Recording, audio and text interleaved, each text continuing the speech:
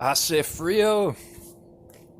Buenos noches, amigos, compadres, friendolinis. Let's see. Every street is like a fork in the road. There's two different ways you can go. Neither of them get you anywhere. You might get hit by a car. So I'm wondering which road, which is the same road but in two directions, which one shall I take? What's up, Dot? Dot.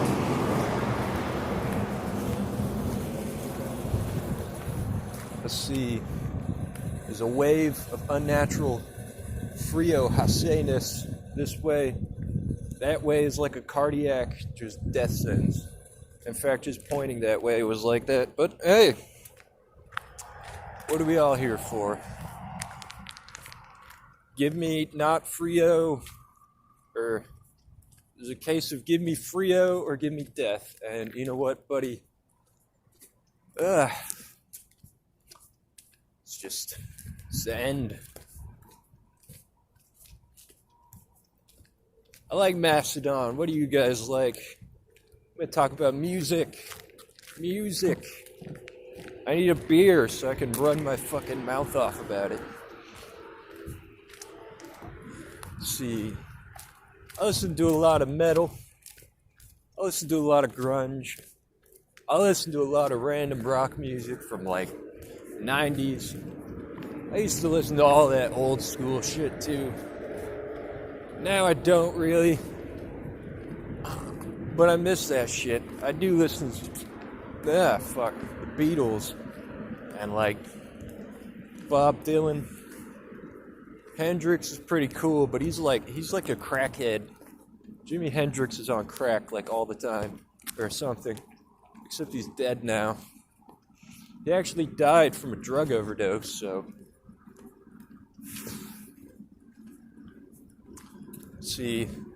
I used to listen to shit that was so evil and just hard. I feel bad about it. Even though I didn't know most of this stuff very well. You know, I knew a couple Behemoth songs. I like Nevermore a little. You know, I listened to like Children of Bodom all the time. I still listen to like Opeth and stuff. Most of the metal I listen to though, it's like thrash. Like fucking Megadeth or Metallica or some shit.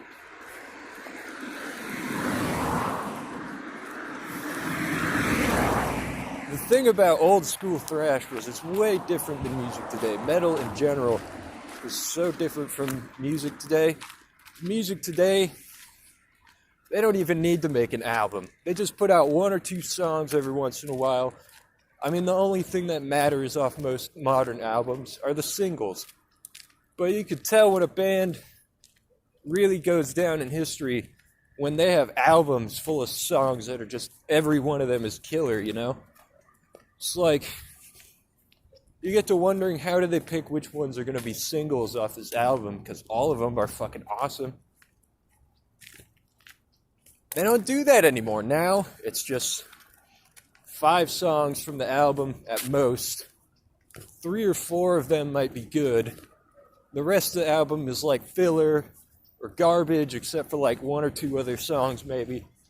And no one's going to sit down and want to listen to the whole album, you know? But Metallica was like, that was an age where they made music for people who sat down and listened to whole albums and shit. And they had to impress everyone with their technical skills and their songwriting and everything, or else people would be looking somewhere else. So it's like you get to the point where you realize every Metallica song you've heard on the radio, if you listen to the radio enough, like every Megadeth song, you know, their first couple albums is like if you're a thrash dude, you know all the songs off the album, and you like pretty much all of them. But like, That was like, Pink Floyd was like that. Pink Floyd had like 5 albums where just every song was perfect. And there aren't really mainstream bands that are like that anymore, you know? Like, most mainstream bands are like, oh yeah, we're gonna release this song, it's gonna blow up the charts, and then it just gets buried by some other thing. Or like whole artists that are like really famous for 2 or 3 years and then they disappear. I mean, if you like rock and roll or death metal or something, you know, you've been listening to the same bands. They're from like the 80s, and like you still probably listen to their new albums sometimes, but there's shit that just never gets old. There's like old school punk bands and shit came out, put out one album, it was one of the best things of all time, and then they all died or something, or like broke up, never made music again, or they got way too famous and totally switched up what they were doing, or left for other projects and shit. I mean, it's really weird, because if you're kind of dude who smokes a lot of weed and jumps from house to house, you wind up living with people who are like, yeah, I was in this band when it was like famous, and oh gee, I was rich and stuff, but I spent all this money on drugs, and the last thing I did before I went broke and became a normal person was I just bought this shitty house and I've been living here for 20 years. Like, the guy from Big Star, I think he was the singer or the bassist or something. I met him. He was my mom's friend. And he just lived in like this normal house, basically. It was like, people are always saying like, oh yeah, musicians make so much money and shit. But, I mean, they're like, thing about getting huge as a musician is if you do that, you're probably getting huge when you're like younger than me. So you just freak out, go on a giant ass spending spree, and you know, that's how they learn to live. By the time they're old and want to retire, they don't have the income to live like a rich person anymore, and then they just become normal normal old people. So, and then there are hundreds of bands in some cities that are like not even famous except in that city. So, like, you can meet this guy who's like a cultural icon, but just in like downtown Las Vegas or something. Everywhere else no one knows him, but anyone who listens to punk music and goes to shows would know that guy. But Vegas had a few metal bands that came from Vegas that got on the radio and everything. They got popular. Like, Elvis put Vegas on the map, I guess. But some bands are so huge that, like, I didn't even know for years that Avenged Sevenfold was actually from Las Vegas. I just found that out once. And it was like, wow, they're actually so big, no one would remember where they came from. But then there's all these other shitty bands that are from Vegas. Like, I think Theory of a Dead Man is from Vegas. That band's bullshit. That band, like, killed mainstream rock music, basically. It was them and, like, fucking a couple other bands.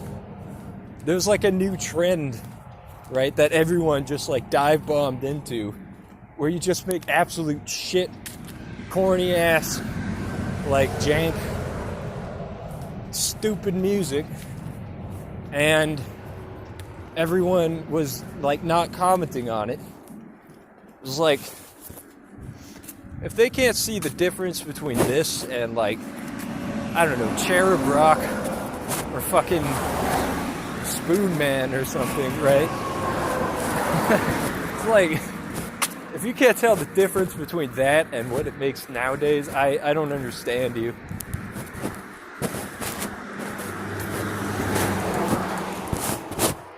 And it's like unlistenable, you know? It's like they're just trying to kill your whole love of who you are, what you do, everything. Like all the reasons that like people listened to that kind of music, right? Back when it was good. It's like now they're just trying to drive a fucking stake into that very idea and just totally ruin it, making you feel like you're fucking lost at sea and shit, you know?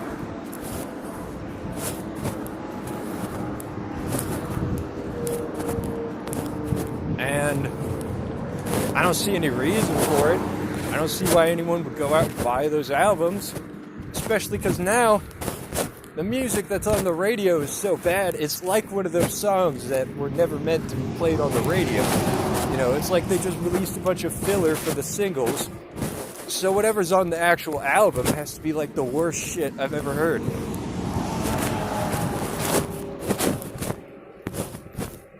And it's like, I don't know if they're ever going to come back to reality and make shit that's good again. Because every time, for every, like, bar that's like how it used to be, there's like 11 others in the song which are just like spitting in your face and being like, we're never making good music again, suck a dick.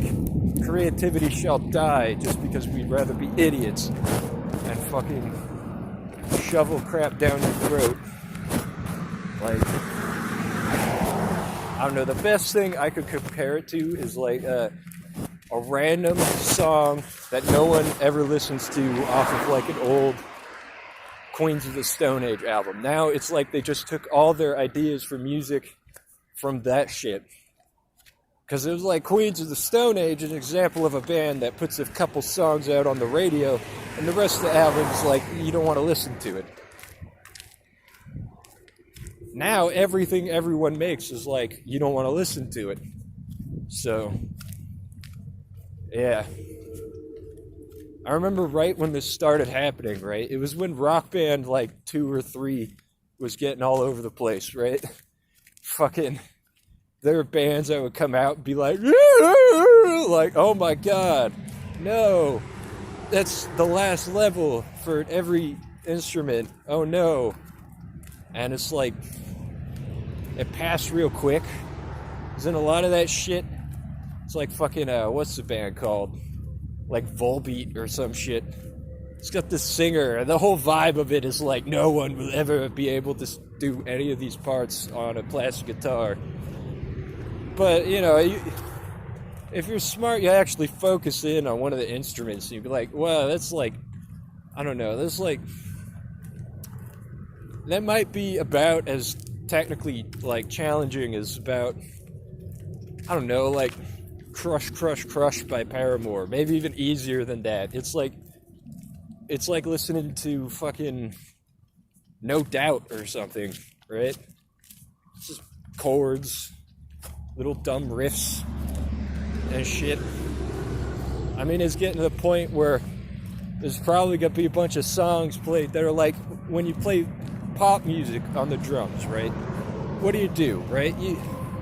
In a rock song, basic pattern, tom, right? Tom and bass pedal, then tom again, and then you hit the tom, the bass pedal, probably like the crash or something all together.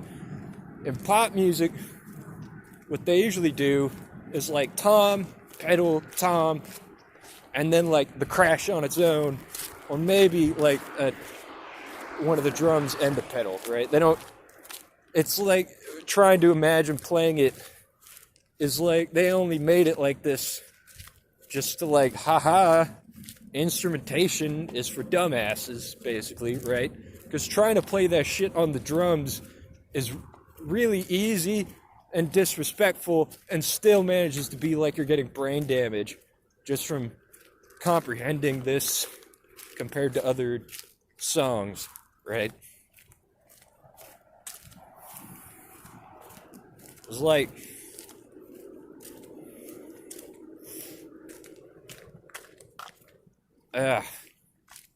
it's like just having a half-built song, you know? And if there's a guitar part, it's probably just like, woo, you know, like 2 notes, just boop bop, and then like the note is held for like a really weird length of time, or it just kind of drifts off. It's like you'd expect something more if you were a guitarist, but I mean, it just like it really pointlessly circumvents traditional guitar playing and like skillful guitar playing in a way that's just, I don't know, it's dumb and annoying. And it's like it's done on purpose, because they could have just as easily hired someone that could play chords and then the whole note, which is usually what would make sense, right? But no, they don't want to do that. They want it to be weird, make sure everyone's like ducks in a line, you know, everyone's separated where they should be. So playing pop guitar must be bullshit, because you'll be like, duh, I play regular guitar, and that's just fucking, like, it's like ill-mannered, and like, it's like roundhouse slapping everyone in the room in the face. The guy plays the guitar, he's the most slapped dude. They're pretty much telling him, you're only here to be totally useless. I mean, for you to be hired to this band that plays this music is like, I mean, no one really has to respect you or like pay homage to your skills at all, for certain. And I mean, it would ruin your playing. You'd become a worse guitar player trying to play that. And trying to play anything that's meant to appeal to people who like guitars and shit, or people who like songwriting that is good. I mean, it's like your whole skill set, is what they say, is going out to the totally wrong direction, where you would never be able to play like Nirvana or something. And you'd never be able to play like Metallica or something, because you're busy playing Katy Perry's song, right? It's like all you know how to do is just get brain damage from how wonk the whole writing is.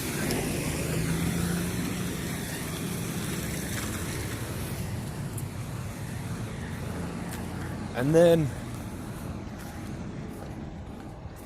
I don't know, I don't mean to get on this kind of rant, but it's true. If you look into the song's writing, like tabs for songs, oh, well, no one knew lots of pop songs have guitars in them, but it's not what you expect or what you would enjoy. Right? But yeah, I've actually listened to so much music and listened to so many different instrumental parts that, like, I basically understand the nuances of how to write riffs in, like, all kinds of different music. Like, in a genre like metal, right? Most people can't tell the difference between any of it, and they don't listen to any of it. So they don't know that there's all these different kinds, and they don't know the difference between them either. But each one is written differently, right?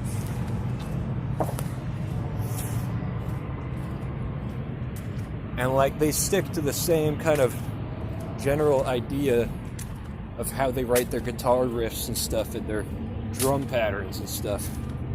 A lot of bands, their drum parts, since no one really notices them, they only have a handful of different drum patterns that they really use, and they don't mix them up very much generally. bands that played like thrash in the 80s, right? In the 90s, they kind of became like an alternative grunge type thing, most of them. But anyway, there's no light and it's dark. And also I'm at McDonald's. So